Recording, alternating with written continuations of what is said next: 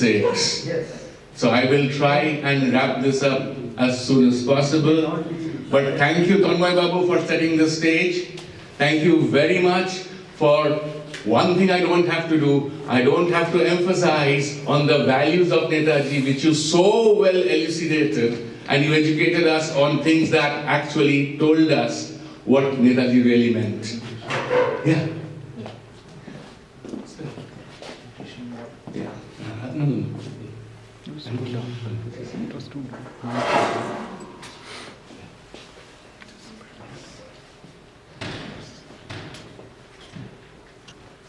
So I will start setting the stage by honoring and saluting a hero for whom we have gathered here to celebrate his 125th birthday.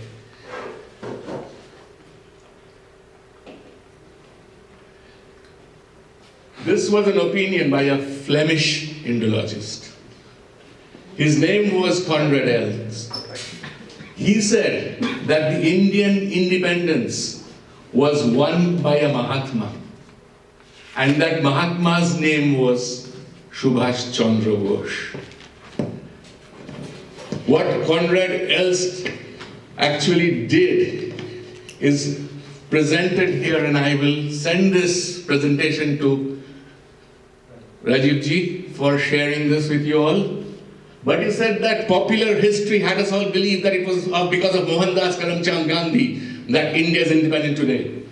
But the truth is buried away deep, and purposely too, by those who find it difficult to digest. Because at that time there were a lot of people who found it difficult to digest. And that's why Rajiv ji rightly pointed out that in order to set things right, in order for Houston to erect a statue of Netaji in the park, first of all, what we have got to do, we all know what Netaji stood for, what his character really meant, how much his contribution was. But what we have to do first is to change the narrative. And in order to change the narrative, we got to believe ourselves in history as we believe in the right form. This is my opinion. I don't know if you would agree with me or not. I thought that I would make it very interactive by asking certain questions, why this narrative was made and where I think this narrative could be flawed. But I don't think we'll have the time, but I would really appreciate if Rajiv ji, we will take those questions home and we will debate on those questions, and then we will see if we can convince others in a gathering like this and rewrite the narrative in whatever way we feel should go forward. What are the qualities in a person that qualifies him to be called a Mahatma? This is the first question I have in mind. If each of us could write down the qualities and what Tanmay presented today, thanks very much. Did that not constitute a man with a proper character who can be deemed to be called Mahatma of India?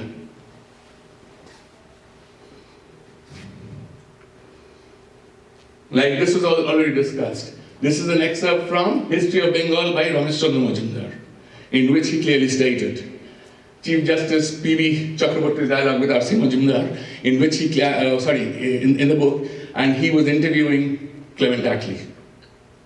And he stated, was Gandhi's Quit India movement? No, once Gandhi's Quit India movement had tapered off quite some time ago, and in 1947, no such new compelling situation had arisen that would necessitate a hasty British departure. Why did they leave? In his reply, Attlee cited several reasons, the principal among them being erosion of loyalty to the British Crown amongst the Indian Army and Navy personnel as a result of the military activities of Netaji Subhash Chandra Bose. And towards the discussion, end of the discussion, P.B. Chakraborty softly asked, to what extent was Gandhi's influence in this? Hearing this question, Attlee's lip became twisted in a sarcastic smile, and he slowly chewed out the words, M-I-M-I-N-N-I-M-A.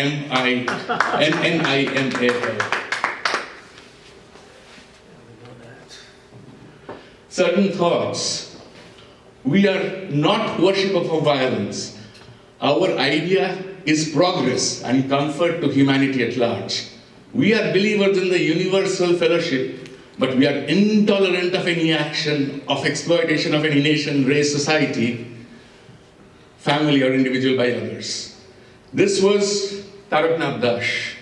In case members of the audience don't know who Taraknath Dash was, he was an Indian in 1907, the first amongst Indians to get citizenship in USA. And he helped Hari Dayal to start the Gadar movement.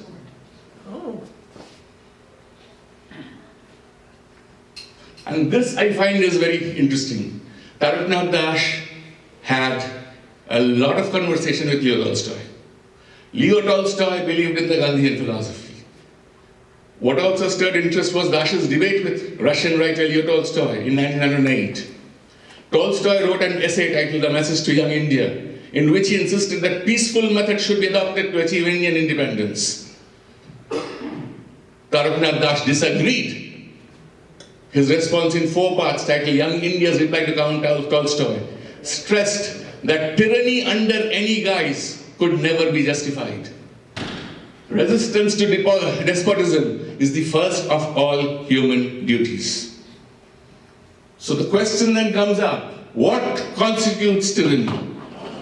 Till what level of tyranny can humankind stand, wait, tolerate, and not resort to violence?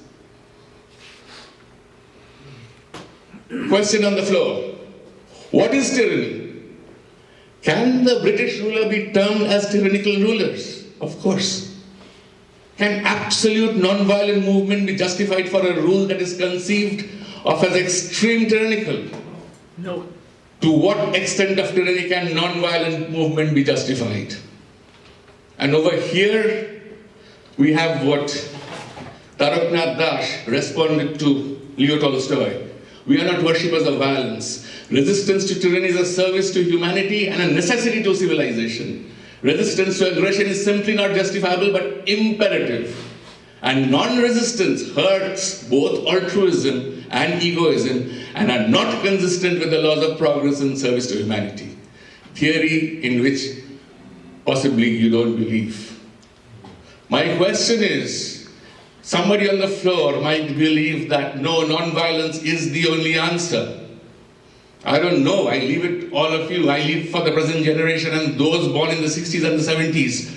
If you were not really affected by a tyrannical rule, probably you wouldn't understand what it is. When your home house is displaced, when your farmlands are destroyed, when you're taxed till you become absolutely penniless and somebody else is getting benefited because of that.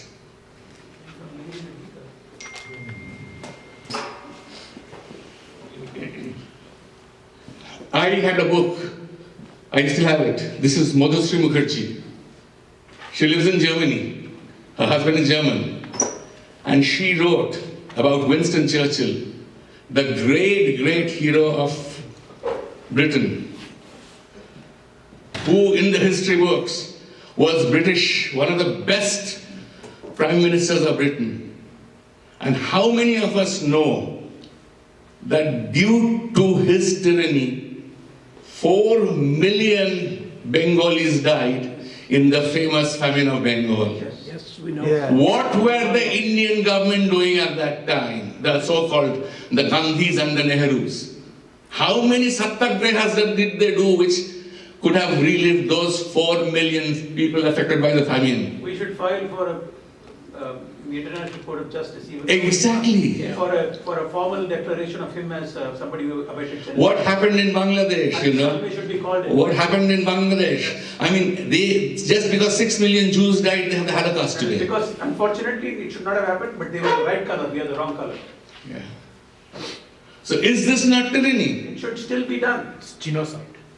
What do we need to do? File, take somebody like Harish Salve and file, even if it is symbolically. File a case against Winston Churchill as having aided and abetted genocide, willfully, knowingly, and file it in the International Court of Justice.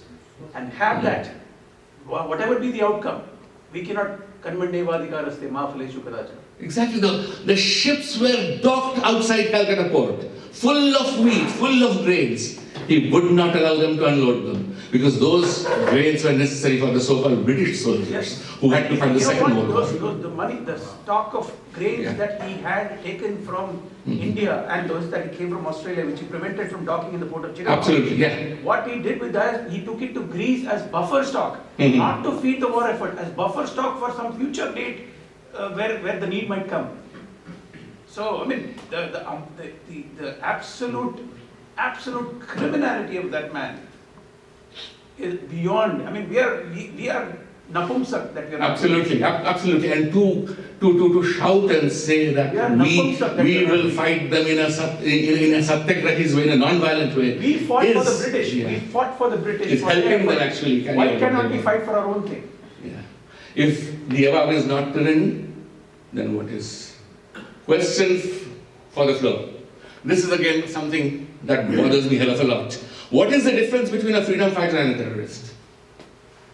Does the freedom fighter who fights for his motherland, which of the freedom fighter hijacks planes, okay, and then points their guns at young children and ladies, and then proclaims the world that unless you free our leaders, perpetrators of bad things, unless you free them, we will kill them all. Those are Do that terrorists. to civilians or terrorists. If we had done this, we would have been fighting against the British. Right. Against the British occupiers, Mhm. which doesn't make anybody a terrorist. Prior to this answering this question, let us look at 5 slides and please tell us which of them are terrorists. Chattogram Australanton, this is Master Da. Shodhashen. My grandmother used to cry when she used to read Ami Subhash Bolchi to me, which described what happened in Chattogram, which provoked Master Da, together with Loknath Ball, together with his brother Tengra, together with Pritilata,